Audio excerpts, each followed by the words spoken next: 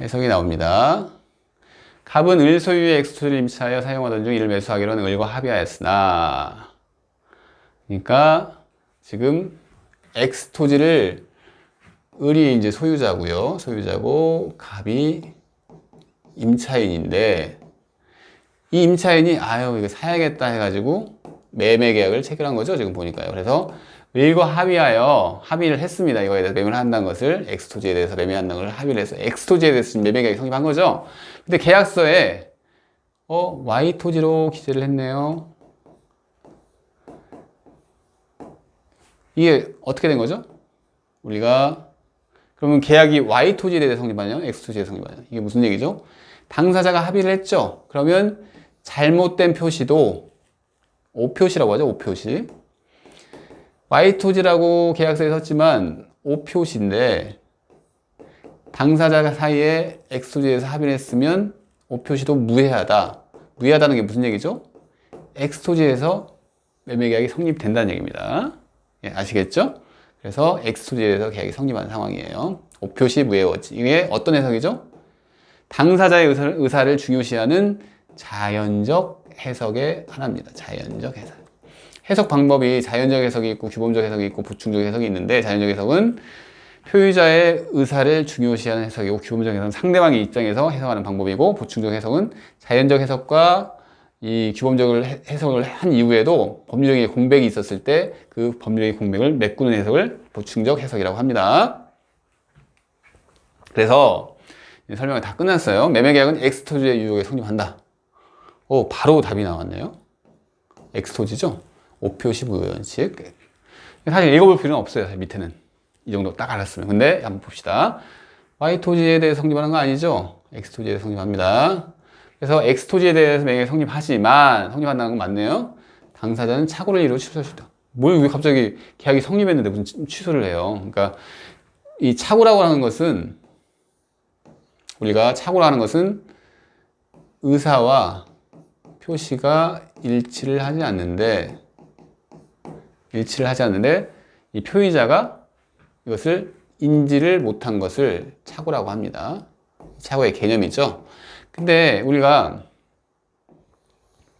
표시가 지금 현재 을로 돼 있네요. 을로 돼 있는데 의사는 갑토지로 돼 있는 거죠. 그죠? X네. X토지인데, 표시가, 이거 Y토지네, Y토지. 예, Y토지인데, 의사는 지금 X토지로 돼 있는 거죠. 마치 불일치하는 것처럼 보일 수가 있어요. 불일치한다. 근데 이걸 해석을 해보니까 이 표시를 가지고 우리가 해석을 하는 거죠. 표시를 가지고 표시를 해석해보니까 이게 표시가 X토지구나 한 거예요. 해석했더니 이것은 둘이서 합의를 했기 때문에 오표시 무효가 적용돼서 이 표시 행위가 잘못돼서 이것은 표시 행위를 해석한 결과는 X토지로 된 거예요. 그래서 일치를 하게 되는 거예요. 착오에 의한 취소를 할 수 있는 상황이 아닙니다. 그래서 틀렸습니다.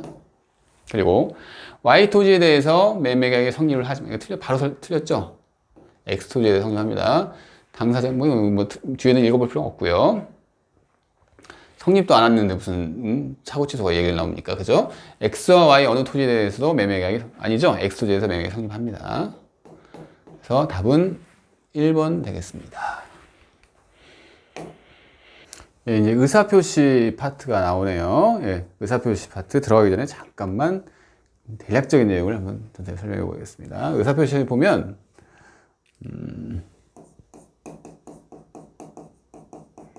의사표시를 보면요, 4개의 상황이 나옵니다. 4개. 진위 아닌 의사표시, 통정 허위 표시, 착오에 의한 의사표시, 그다음에 사기, 강박에 의한 의사표시가 나옵니다. 이 4개를 순서대로 암기를 하고 계시면 훨씬 더 유리하다고 몇 번 말씀드렸어요. 그래서 진통오사. 진통이 오후 4시에 왔다, 이 소리예요. 진통오사. 알겠죠? 그래서 진의하는 의사표시부터 한번 들어가겠습니다. 네, 진의하는 의사표시는 뭐죠? 그 개념을 잘 알고 계셔야 돼요. 진이 아닌 의사표시. 말 그대로예요. 그러니까 생각 없는 얘기를 한 거예요. 자기가 본래 생각이 이건데 다른 얘기를 한 거예요. 예, 진이 아닌 의사표시. 그걸 어떻게 표현하냐면 법적으로 의사와 표시가 불일치하는데 표의자가 이를 인지를 하고 의사표시를 한 경우를 진이 아닌 의사표시 또는 비진이 의사표시 이렇게 얘기를 합니다. 틀린 것은 묻습니다. 볼까요?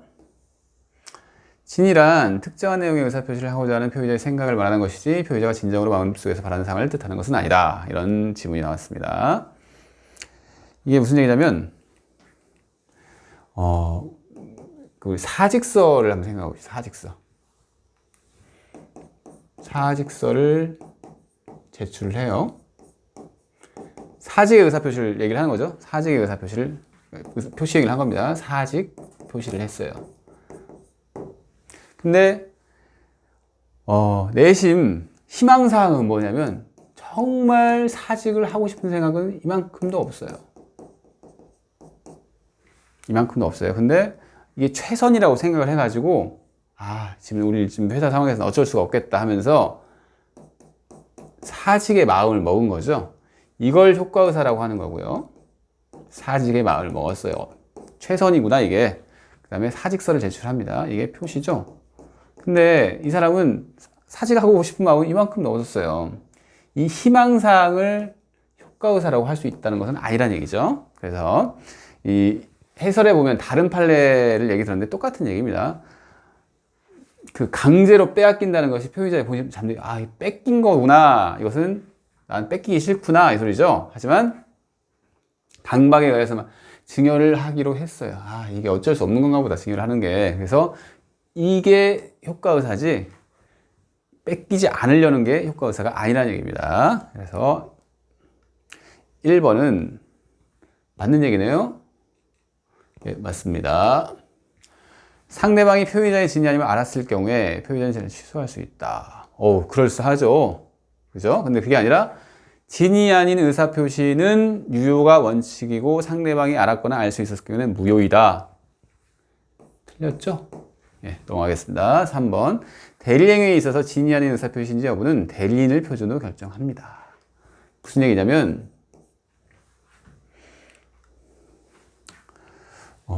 대리행위 보면 대리행위는 딱 그 세 사람을 그려야 된다고 그랬죠?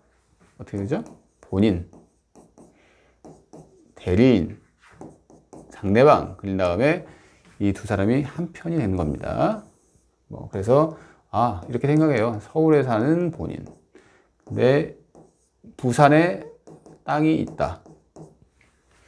그래서 이 사람이 처리가 힘드니까 이 사람을 뭐 부탁을 하는 것을 대리권 수여라고 하는구나. 대리권 넘겨주는 거죠. 그래서 대리권 수여를 하는 경우에 이 사람이 대리료 행위를 해요. 지금 비진의 의사표시를 보고 있죠. 비진의 의사표시. 비진의 의사표시인지를 어떤 사람을 기준으로 할까요? 이 대리 행위를 보고 기준으로 하겠죠. 이 상대방이랑 거래한 사람, 직접 행위를 한 사람은 이 대리인입니다. 그래서 대리인을 표준으로 결정을 하게 되는 거죠. 예, 맞습니다. 그래서 4번 볼까요? 진이 아닌 의사표시 효력이 없는 경우 법률행위 당사자는 진이 아닌 의사표시로 새로운 이해관계를 맺은 선의의 제3자에게 대항하지 못한다. 맞는 얘기겠네요. 이게 법조문 그대로죠. 그죠? 선의의 제3자에게 대항하지 못한다. 맞습니다. 진이 아닌 의사표시는 상대방과 통정이 없다는 점에서 통정 허위 표시가 봅니다. 이것도 맞는 얘기네요. 우리가 이제 다음번에 이제 그 통정 허위 표시도 배워요. 바로 비진이. 근데 비진이 표시와 통정 허위 표시는 요건이 거의 같습니다. 거의 같아요. 완전히 같다는 얘기는 아니죠. 그러니까 비진이 표시는 의사표시로 평가할 만한 의사표시가 있을 것. 명백한 농담이나 이런 것은 의사표시가 아니라고 그랬죠. 그래서 그걸 1번 요건, 2번 뭐라고 했죠?